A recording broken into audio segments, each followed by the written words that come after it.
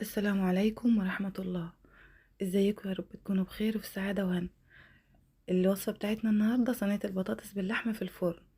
الصينية دي صراحة خطيرة جدا جدا، وان شاء الله لما تجربيها مش هتبطلي تعمليها. يعني ريحتها كانت جايبة الشارع. ليه؟ لان هي معمولة محطوط عليها شوية توابل وشوية بهارات كده خاصين بيها صراحة، يعني جايبين من الاخر. يلا بينا هنبدأ الوصفة ان شاء الله. وقبل ما نبدأ الفيديو بتاعنا، لايك وشير واشتراك في القناة، ونصلي على الرسول صلى الله عليه وسلم. اول حاجة هنبدأ بيها في الوصفة، هات الصينية بتاعتك او الطاجن اللي هتعملي فيه. الصينية اللي هتعملي فيه نفسها الوصفة اللي هتعملي فيه الوصفة نفسها. حط فيه معلقتين 3 زيت على قطعة زبدة كده. بتوصي شوية عشان اللحمة تاخد صدمة، يعني ما بتكون المادة الدهنية كتيرة شوية بتاخد صدمة كويسة، ما بتطلعش دم خالص. حط فيها اللحمة، هنشوحها هنقلبها على الجهتين لحد ما تاخد معانا اللون الذهبي. واثناء ما هي بتاخد اللون الذهبي بقى، هقولك على حاجة. يعني احنا النهاردة كان صبيحة 27 رمضان. تقريبا كده، يعني بعد متابعة شروق الشمس، ان كأنها ما كانتش ليلة القدر. فيلا يا ست الحبايب، شد حيلك، لسه ما زال معانا 3 ايام. نقدر نعوض فيهم ان شاء الله التقصير اللي فات في الايام اللي فاتت. ونشد حيلنا. وتقريبا يعني ما فيش ليلة كده كانت الشمس بتاعتها من الليالي اللي فاتت دي كلها. طلع الشمس بتاعتها ظاهر عليها ان هي كانت ليلة القدر. فلسه ما زالت الفرصة موجودة. لسه نقدر ان شاء الله نكسب ليلة القدر ونفوز بها بإذن الله.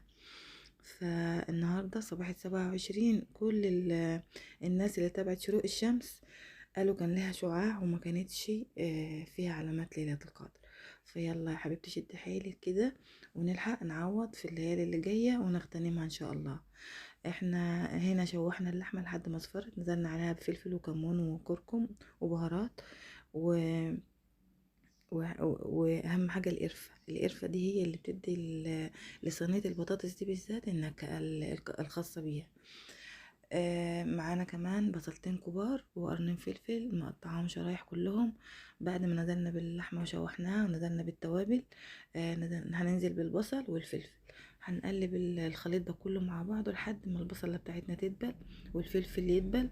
وطبعا اللحمة اخدت جزء كبير من السوا. بس بعد كده بقى بنزل لها معلقة توم مفروم او متقطعة زي ما تحب. وبنزل عليها عشان اكمل السوا بتاعها بمية مغلية.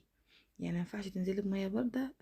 وفي الوضع ده لازم تكون مية مغلية عشان تغلي معاك على طول، اللحمة ما تطلعش دم منها.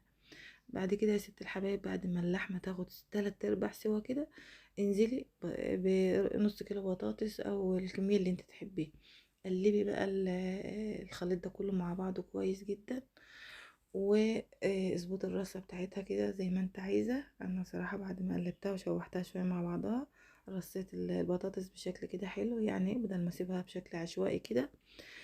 وبعد ما نقلبها بقى هنغطيها بقصدير وندخلها الفرن.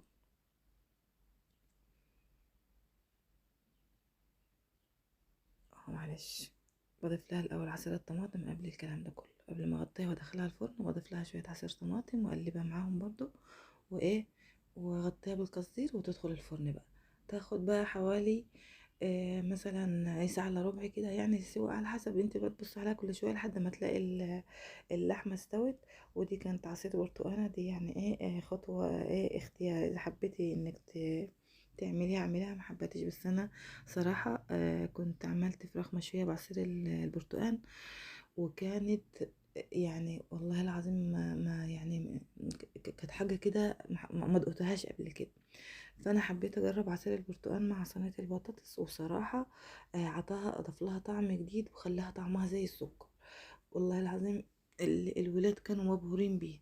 المهم احنا غطيناها بقصدير، دخلناها الفرن لحد ما اخدت السوى المطلوب. وبعد كده شلت القصدير واديت لها وش تحت الشوايه. وبعد كده طلعت من الفرن. ودي بقى كانت النتيجة الجميلة بتاعتنا. القرفة مع الهيل مع التوابل اللي احنا حطيناها عليها ديت، والتشويحة والشغل اللي حصل عليها معاها قبل ما تدخل الفرن ده عمل لها طعم مختلف خالص، غير صينية الخضار اللي احنا متعودين عليها، اللي هي ان كل برص كل اللحمة والبصل والطماطم والخضار كله مع بعضه، ونزقها في الفرن على طول. لا، الطريقة دي ادت لها طعم جديد ومختلف عن كل صينيات البطاطس اللي احنا عملناها قبل كده.